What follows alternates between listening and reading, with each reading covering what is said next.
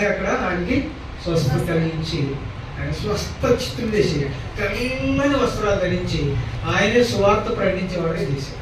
దేవుని స్తోత్రం. హల్లెలూయా. అంత గొప్ప దేవుడు మన దేవుడు. తర్వాత కొండ శిఖరాలు, కొండ శిఖరాలు. దేవుని స్తోత్రం. హల్లెలూయా. అందుకని ఒక భక్తుడు పాట రాశాడు, కొండలలో లోయలలో అడవులలో ఎడారులలో, కొండలలో లోయలలో అడవులలో ఎడారులలో నన్ను గమనించినావా, నన్ను నడిపించినావా, నన్ను గమనించినావా, నన్ను నడిపించినావా.